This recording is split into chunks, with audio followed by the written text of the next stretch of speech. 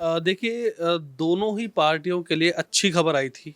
भाजपा के लिए अच्छी खबर ये थी कि राहुल गांधी को कोर्ट से झटका लगा है, ठीक है? उनकी जो सदस्यता है वो अभी भी देखिए बरकरार नहीं रहेगी, मतलब कि जो उनकी सदस्यता जा चुकी है वो ऐसी ही रहेगी। अब जब सदस्यता देखिए जा चुकी है और उस पर जो देखिए जो फैसला आया था वो अभी भी बरकरार है।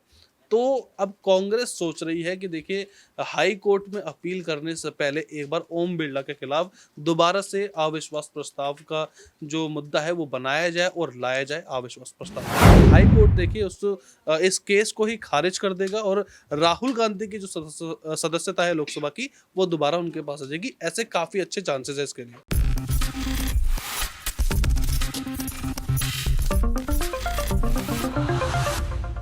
कांग्रेस से पूर्व अध्यक्ष और वायनाड से सांसद रहे राहुल गांधी को बेहद बड़ा झटका दे दिया आज सूरत की सेशन कोर्ट ने।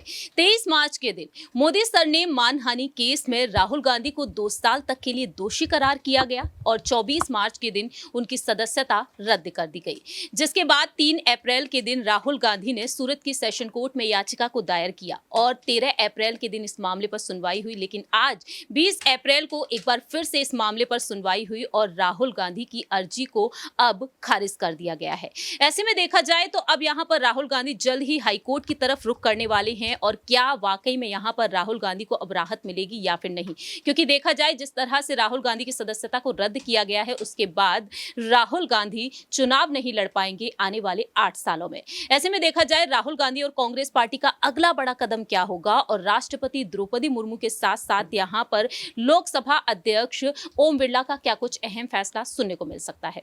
नमस्कार, मैं प्रांशी राठौर और आप देख रहे हैं नेक्स्ट 9 न्यूज। हमारे स्पेशल प्रोग्राम आमने सामने में आज एक बार फिर से हम राहुल गांधी के मुद्दे पर चर्चा करने वाले हैं। हमारे साथ मौजूद हैं पीयूष, जिनसे हम जानना चाहेंगे कि आखिरकार इस पूरे ही मामले पर उनका क्या कुछ कहना रहेगा। क्या राहुल गांधी की सदस्यता वाकई में बहाल होती हुई नजर आएगी या फिर नहीं, जिस तरीके से ये मामला अब अटकता हुआ नजर आ रहा है, क्योंकि दावे तो ये तक किए गए थे कि 3 मई की तारीख वो रहेगी जब सजा को चुनौती देने के लिए यहां पर अहम फैसला सुनाया जा सकता है। लेकिन अब कहीं ना कहीं कांग्रेस पार्टी हाईकोर्ट की तरफ रुख करने वाली है और जो वकील हैं अभिषेक मनु सिंघवी, उनके भी बयान सामने आ चुके हैं। देखिए, दोनों ही पार्टियों के लिए अच्छी खबर आई थी।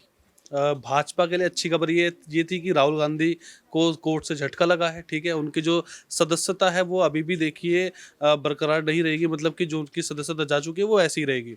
अगर कांग्रेस की बात की जाए तो कांग्रेस के लिए अच्छी बात यह है कि राहुल गांधी अभी उच्च न्यायालय में अपील कर सकते हैं, उनके पास अपील करने का मौका है अभी हाई कोर्ट में, उसके बाद सुप्रीम कोर्ट में है। और बार बार देखिए जो वकील हैं, जितने भी देखिए मैंने वकीलों का बयान सुने हैं, मनु संघवी का बयान सुना है और दूसरे जितने भी वकील हैं वो यही बोल रहे हैं कि राहुल गांधी की सदस्यता अगर सेशन कोर्ट में देखिए स्वीकार नहीं की गई है जमानत की और जो केस है उसको खारिज करने की, तो हाई कोर्ट में ऐसा हो सकता है।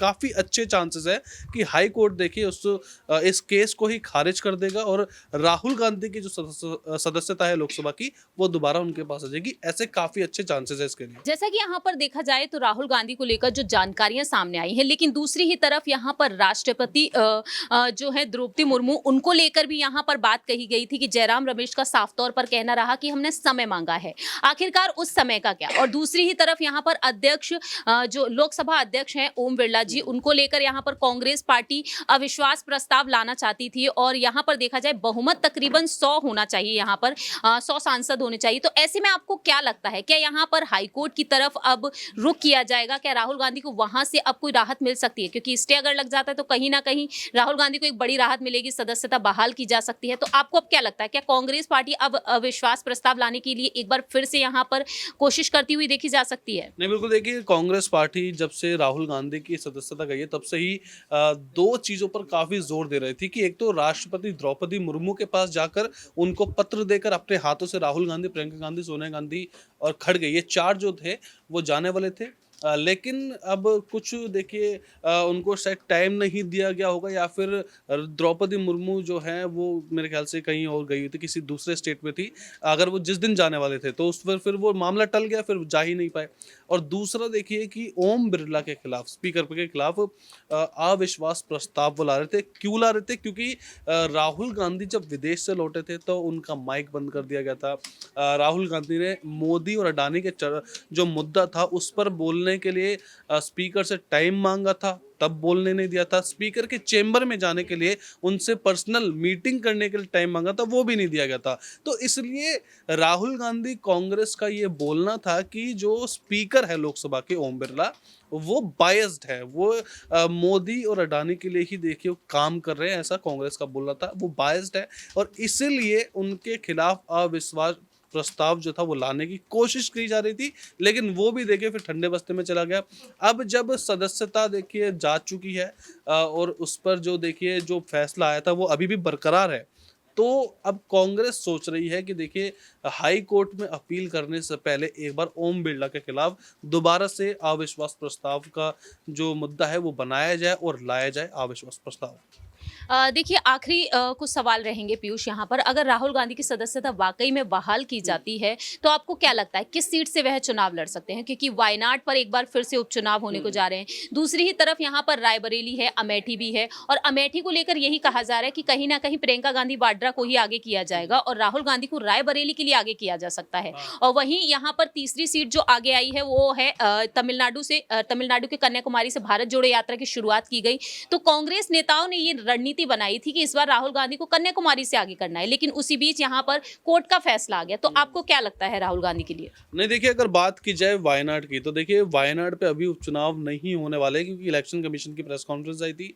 उन्होंने बोला था कि हम उत्तर प्रदेश में अगर बात की जाए उत्तर प्रदेश में 2 सीटों पर उपचुनाव होने हैं, यूपी के नगर निकाय चुनाव होने हैं, उनकी डेट्स देखिए डिस्क्लोज कर दी थी।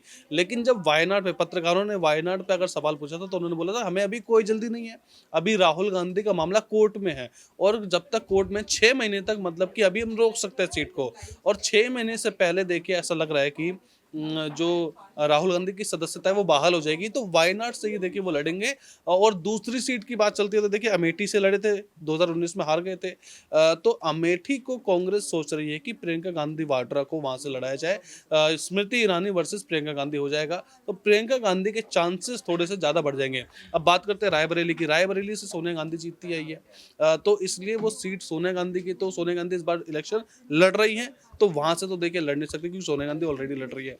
तो वायनाड से हो सकता है, और कन्याकुमारी के जो आपने बोला था कि कन्याकुमारी से देखिए भारत जोड़ो यात्रा की शुरुआत हुई थी, वहां पे राहुल गांधी का वोट बैंक काफी अच्छा है, तो शायद कन्याकुमारी की देखिए कोई लोकसभा सीट हो सकती है वहां से लड़ सकते हैं। वायनाड और कन्याकुमारी, ये मेरे ख्याल से लग रहा है कि वहां लड़ेंगे राहुल गांधी।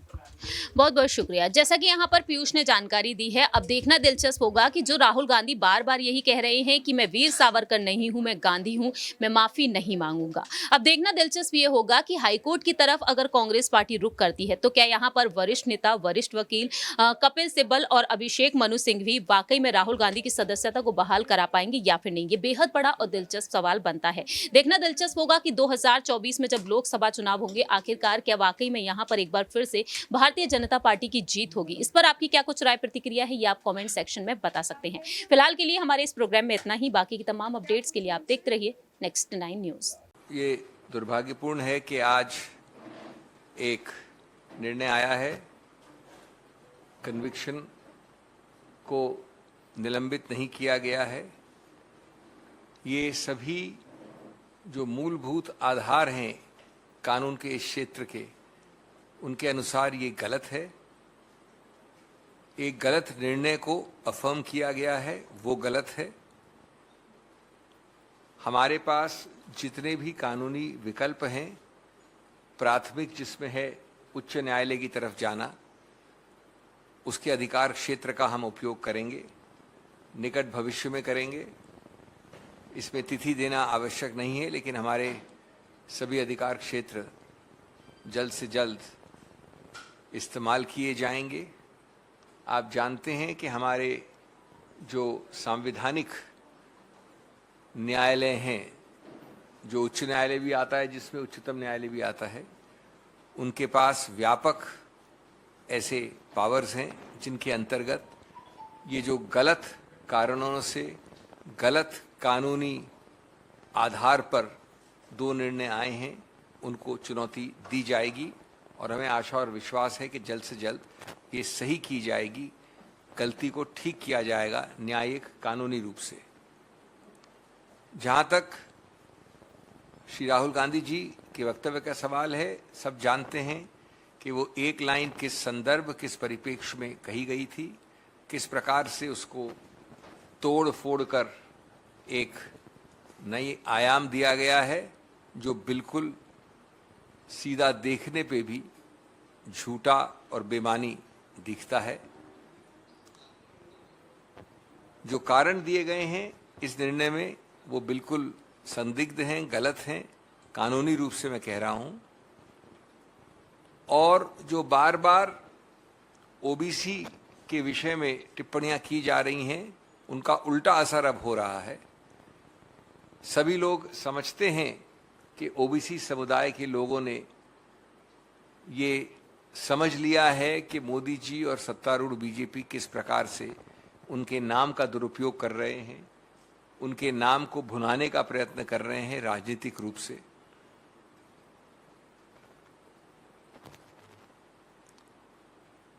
दो वर्ष का मैक्सिमम दंड देना, जो कभी सुना नहीं गया, कभी हुआ नहीं मानहानि के क्षेत्र में।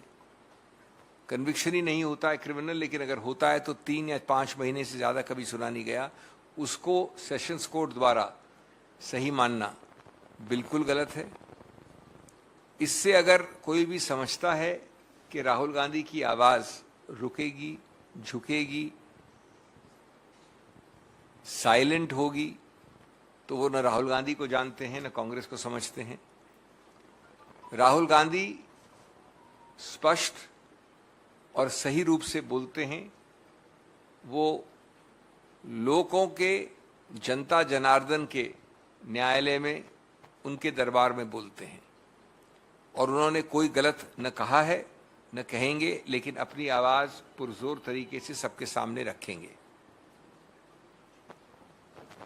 उनके पीछे पड़ना, उनको कभी ट्रोल करना,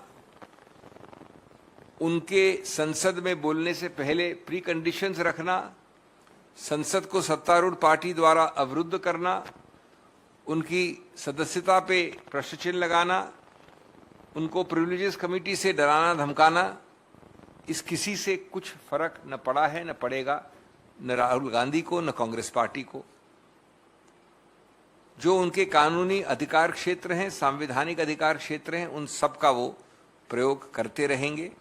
और इस जरिए जो चिंता दिखा रहे हैं माननीय मोदी जी, बीजेपी सरकार, सत्तारूढ़ पार्टी, वो सिर्फ एक चीज दिखा रहे हैं, वो चिंता व्यक्त कर रहे हैं, घबराहट और बौखलाहट व्यक्त कर रहे हैं इस प्रकार के हथकंडों से।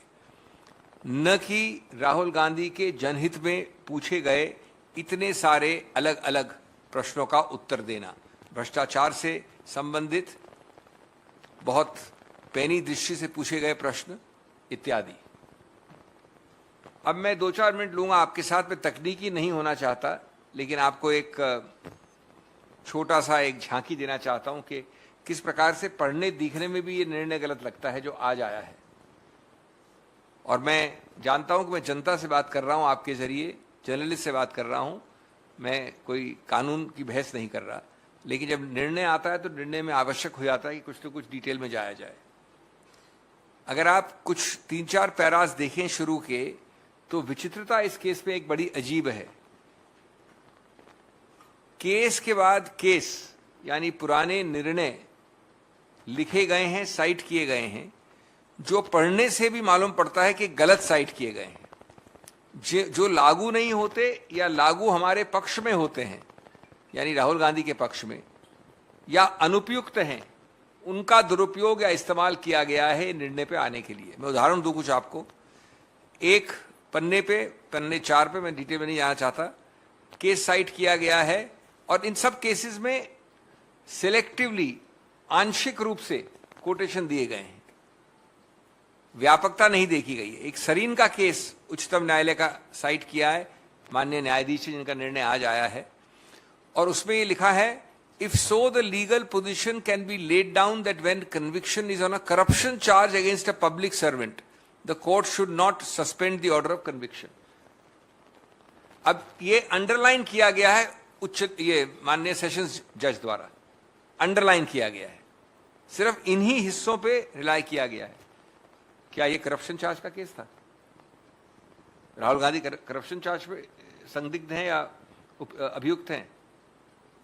दूसरा उदाहरण दिया नवजोत सिंह सिद्धू का। याद रहे, वैसे नवजोत सिंह सिद्धू के केस में मर्डर चार्ज था, मैनस्लॉटर चार्ज था, उसको अंडरलाइन किया गया। मैं सिर्फ अंडरलाइन पोर्शन पढ़ रहा हूं निर्णय के, और ये अंडरलाइनिंग मेरी नहीं, प्रिंटर की नहीं, माननीय न्यायाधीश की है। दूसरा, जब आप नवजोत सिंह सिद्धू का साइट करते हैं अंडरलाइन करके, तो ये सेंटेंस जो आपने अंडरलाइन किया है, क्या कहता है? But the person seeking stay of conviction should specifically draw the attention of the appellate court to the consequences that may arise if the conviction is not stayed. Rahul Gandhi ने क्या किया था?